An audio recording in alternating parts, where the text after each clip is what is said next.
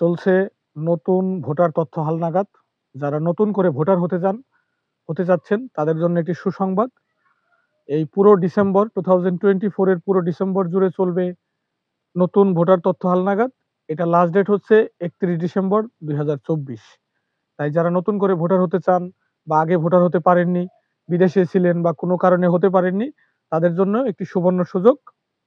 এখন যারা ভোটার হতে চান তাদের সর্বনিম্ন বয়স কত হতে হবে? 1/1/2007 সালের আগে যাদের জন্ম তারা এখন নতুন ভোটার এনলিস্টেড হতে পারবেন।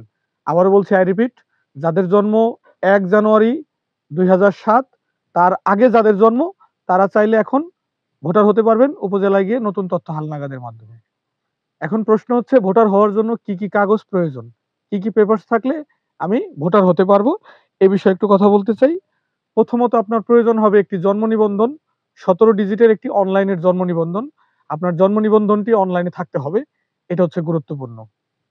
2 নম্বরে প্রয়োজন হবে আপনার একটি নাগরিক সনদ বা চেয়ারম্যান সার্টিফিকেট, যেটা ইউনিয়ন পরিষদে গেলে আপনি 50 টাকা বা 100 টাকার বিনিময়ে তুলে আনতে পারবেন ইনস্ট্যান্ট। এরপরে প্রয়োজন হবে আপনার একটি ইউটিলিটি বিলের কপি অথবা কারেন্ট বিলের ফটোকপি। এটা অত্যন্ত গুরুত্বপূর্ণ। বর্তমান সময়ে কারেন্ট বিলের ফটোকপি, কারেন্ট বিলের কাগজ অত্যন্ত গুরুত্বপূর্ণ কোনো নাগরিককে আইডেন্টিফাই করার জন্য। এরপরে প্রয়োজন হবে বাবা মায়ের এনআইডি কার্ড অথবা পাসপোর্টের ফটোকপি। আপনার বাবা মা অথবা বাবা মায়ের অ্যাবসেন্সে যদি আপনার কোনো গার্ডিয়ান থাকে তার এনআইডি কার্ডের ফটোকপি অথবা পাসপোর্ট, যে কোনো একটা কাগজ আপনি শো করতে পারবেন। আরেকটি কাগজ প্রয়োজন হতে পারে, তবে সবার ক্ষেত্রে নয়।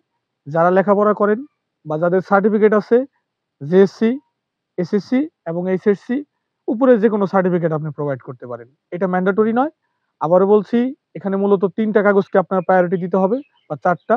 একটি হচ্ছে জন্ম নিবন্ধন, 2 নাম্বার চেয়ারম্যান সার্টিফিকেট, 3 হচ্ছে আপনার তিনে যেটা বলছিলাম সেটি হচ্ছে কারেন্ট বিলের ফটোকপি এবং সাথে বাবা মায়ের এনআইডি কার্ড অথবা পাসপোর্ট। এই পেপারস নিয়ে উপজেলায় গিয়ে আপনি আপনার তথ্য হালনাগাদ করতে পারেন। আবারও বলছি, সামনে যেহেতু নির্বাচন, এখন ভোটার আইডি কার্ড অথবা ভোটার তথ্য হালনাগাদ চলছে। আপনিও চাইলে দেশের একজন নাগরিক হিসেবে নিজেকে আপডেট করতে পারেন। সকলকে ধন্যবাদ।